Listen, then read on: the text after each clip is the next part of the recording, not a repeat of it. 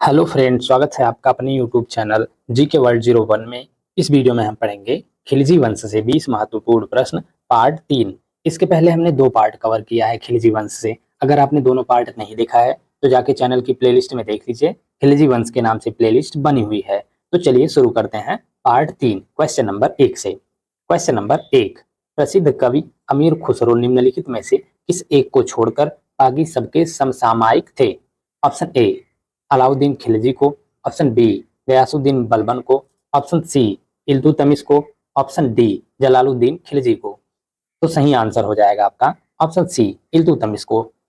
प्रसिद्ध कवि अमीर खुसरो इल्तुतमिश को छोड़कर इनमें से तीनों के समकालीन थे। अलाउद्दीन खिलजी, गयासुद्दीन बलबन और जलालुद्दीन खिलजी तीनों के समकालीन थे। नेक्स्ट क्वेश्चन हो जाएगा आपका क्वेश्चन नंबर 2, इनमें से कौन सी रचना अमीर खुसरो की नहीं है? ऑप्शन ए तहकीक ए हिंद, ऑप्शन बी किसान उस सादेन, ऑप्शन सी मिफ्ताह उल फुतूह, ऑप्शन डी नूर ई सिपहर। तो सही आंसर हो जाएगा आपका ऑप्शन ए तहकीक ए हिंद। तहकीक ए हिंद ये रचना जो है अमीर खुसरो की नहीं है, बाकी किरान उस सादेन, मिफ्ताह उल फुतूह, नूर ए सिपहर ये तीनों रचनाएं अमीर खुसरो की हैं। जो तहकीक ए हिंद है ये अलबरूनी की रचना है। नेक्स्ट क्वेश्चन हो जाएगा आपका क्वेश्चन नंबर 3, निम्नलिखित में से किसकी रचना अमीर खुसरो ने नहीं की थी? ऑप्शन ए तारीख ए अलाई की, ऑप्शन बी खजायन उल फुतूह की, ऑप्शन सी तुगलकनामा की, ऑप्शन डी ताजुल मासिर की। तो सही आंसर हो जाएगा आपका ऑप्शन डी ताजुल मासिर की रचना इनमें से अमीर खुसरो ने नहीं की है। ताजुल मासिर पुस्तक सदरुद्दीन हसन निजामी द्वारा लिखी गई थी। यह पुस्तक 1192 ईस्वी से 1228 ईस्वी तक उत्तर भारत में राजनीतिक घटनाओं के बारे में बताती है। नेक्स्ट क्वेश्चन हो जाएगा आपका क्वेश्चन नंबर 4, अमीर खुसरो ने किसके विकास में अग्रगामी की भूमिका निभाई?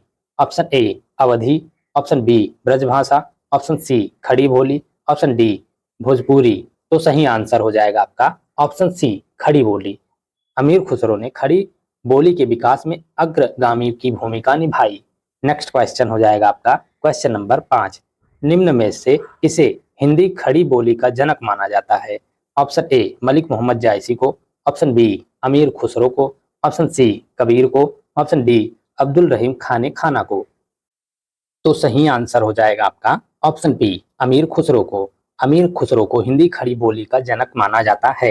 नेक्स्ट क्वेश्चन हो जाएगा आपका क्वेश्चन नंबर 6, निम्नलिखित फारसी कवियों में से किसने अपनी कविता में भारतीय पर्यावरण का चित्रण किया है? ऑप्शन ए अमीर खुसरो ने, ऑप्शन बी अमीर हसन ने, ऑप्शन सी फैजी ने, ऑप्शन डी कलीम ने। तो सही आंसर हो जाएगा आपका ऑप्शन ए अमीर खुसरो ने। फारसी कवियों में से अमीर खुसरो ने अपनी कविता में भारतीय पर्यावरण का चित्रण किया है। नेक्स्ट क्वेश्चन हो जाएगा आपका क्वेश्चन नंबर 7, किसने स्वयं को हिंदुस्तान का तोता कहा था? ऑप्शन ए जायसी ने, ऑप्शन बी अमीर हसन ने, ऑप्शन सी अमीर खुसरो ने, ऑप्शन डी फैजी ने। तो सही आंसर हो जाएगा आपका ऑप्शन सी अमीर खुसरो ने। अमीर खुसरो ने स्वयं को हिंदुस्तान का तोता कहा था। नेक्स्ट क्वेश्चन हो जाएगा आपका क्वेश्चन नंबर 8, अमीर खुसरो के अनुसार शतरंज का खेल आविष्कृत किया गया? ऑप्शन ए भारत में, ऑप्शन बी अरब में, ऑप्शन सी फारस में, ऑप्शन डी तुर्की में। तो सही आंसर हो जाएगा आपका ऑप्शन ए भारत में। अमीर खुसरो के अनुसार शतरंज का खेल भारत में आविष्कृत किया गया। नेक्स्ट क्वेश्चन हो जाएगा आपका क्वेश्चन नंबर 9, नई फारसी काव्य शैली सबक ए हिंदी अथवा हिंदुस्तानी शैली के जन्मदाता थे? Option A Afif, option B Ziauddin Barani, option C Isami, option D Amir Khusro. तो सही आंसर हो जाएगा आपका ऑप्शन डी अमीर खुसरो। नई फारसी काव्य शैली सबक ए हिंदी अथवा हिंदुस्तानी शैली के जन्मदाता अमीर खुसरो थे। नेक्स्ट क्वेश्चन हो जाएगा आपका क्वेश्चन नंबर 10, संगीत यंत्र तबला का प्रचलन किया? ऑप्शन ए अमीर खुसरो ने, ऑप्शन बी आदिल शाह ने, ऑप्शन सी तानसेन ने, ऑप्शन डी बैजू बावरा ने। तो सही आंसर हो जाएगा आपका ऑप्शन ए अमीर खुसरो ने। संगीत यंत्र तबला का प्रचलन अमीर खुसरो ने किया। नेक्स्ट क्वेश्चन हो जाएगा आपका क्वेश्चन नंबर 11, निम्नलिखित में से कौन सा इतिहासकार मंगोलों द्वारा बंदी बनाया गया था? Option A Minhaj us Siraj, option B Hasan Nizami, option C Amir Khusro, option D Ziauddin Barani. तो सही आंसर हो जाएगा आपका ऑप्शन सी अमीर खुसरो। अमीर खुसरो मंगोलों द्वारा बंदी बनाया गया था। नेक्स्ट क्वेश्चन हो जाएगा आपका क्वेश्चन नंबर 12, फारसी कविता का भारतीयकरण करने वाला प्रथम कवि था? ऑप्शन ए अमीर Khusro, option B Amir Hasan, option C Faizi, option D Juzjani. तो सही आंसर हो जाएगा आपका ऑप्शन ए अमीर खुसरो। फारसी कविता का भारतीयकरण करने वाला प्रथम कवि अमीर खुसरो था। नेक्स्ट क्वेश्चन हो जाएगा आपका क्वेश्चन नंबर 13। अमीर खुसरो ने किसके आदेश पर अपनी प्रसिद्ध मसनवी आशिका लिखी थी? ऑप्शन ए खिज्र खां के, ऑप्शन बी अलाउद्दीन खिलजी के, ऑप्शन सी राय करण के, ऑप्शन डी रानी कमला देवी के। तो सही आंसर हो जाएगा आपका ऑप्शन ए खिज्र खां के। अमीर खुसरो ने खिज्र खां के आदेश पर अपनी प्रसिद्ध मसनवी आशिका लिखी थी। नेक्स्ट क्वेश्चन हो जाएगा आपका क्वेश्चन नंबर 14। अमीर खुसरो ने प्रसिद्ध मसनवी आशिका किसके शासनकाल में लिखी थी? ऑप्शन ए खिज्र खां के, ऑप्शन बी अलाउद्दीन खिलजी के, ऑप्शन सी राय करण के, ऑप्शन डी रानी कमला देवी के। तो सही आंसर हो जाएगा आपका ऑप्शन ए खिज्र खां के। अमीर खुसरो ने अपनी प्रसिद्ध मसनवी आशिका खिज्र खां के शासनकाल में लिखी थी, उन्हीं के आदेश पर, खिज्र खां के आदेश पर। नेक्स्ट क्वेश्चन हो जाएगा आपका क्वेश्चन नंबर 15। भारतीय संगीत न केवल मनुष्य को अपितु पशुओं को भी प्रभावित करता है, यह कथन किसका है?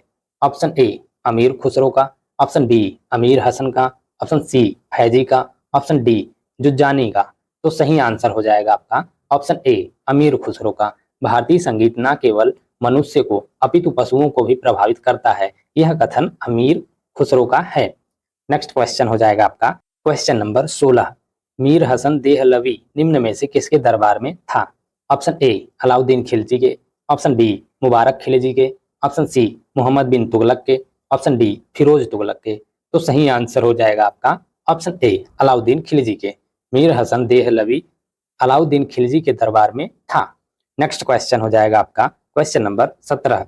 जब उसने राजत्व किंगशिप प्राप्त किया तो वह शरीयत के नियमों और आदेशों से पूर्णतया स्वतंत्र था।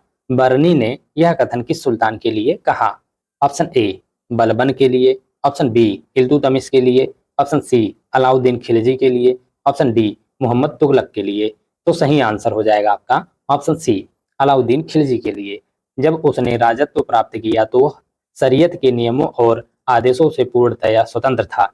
बर्नी ने यह कथन अलाउद्दीन खिलजी के लिए कहा। नेक्स्ट क्वेश्चन हो जाएगा आपका क्वेश्चन नंबर 18।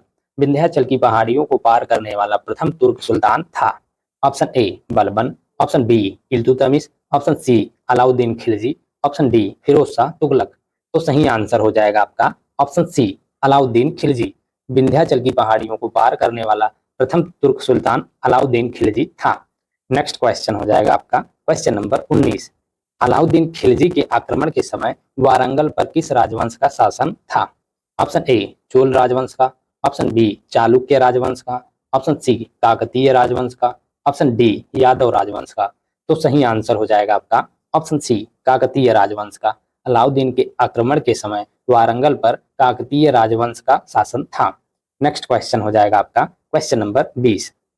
1303 ईस्वी में काकतीय शासकों की सेना ने निम्न में से किसकी सेना को वारंगल में परास्त किया? ऑप्शन ए बलबन की, ऑप्शन बी इल्तुतमिश की, ऑप्शन सी अलाउद्दीन खिलजी की, ऑप्शन डी मोहम्मद तुगलक की। तो सही आंसर हो जाएगा आपका ऑप्शन सी अलाउद्दीन खिलजी की। 1303 ईस्वी में काकतीय शासकों की सेना ने अलाउद्दीन खिलजी की सेना को वारंगल में परास्त किया। Thank you guys for watching. इस वीडियो में हमने खिलजी वंश से 20 महत्वपूर्ण प्रश्न पार्ट 3 कवर किया है। इसके पहले हमने पार्ट 1 और पार्ट 2 किया है खिलजी वंश से। अगर आपने दोनों पार्ट नहीं देखा है तो जाके चैनल की प्लेलिस्ट में देख लीजिए, खिलजी वंश के नाम से प्लेलिस्ट बनी हुई है। इसके नेक्स्ट पार्ट में हम पार्ट 4 कवर करेंगे खिलजी वंश से ही, उसमें भी हम 20 बहुत ही इंपॉर्टेंट क्वेश्चन कवर करेंगे। तो वीडियो में कंटिन्यूअस बने रहिएगा and thank you for watching. मेरा ये चैनल सब्सक्राइब करें और मेरे हर अपडेट आपको मिले, इसके लिए बेल आइकन जरूर दबाइएगा।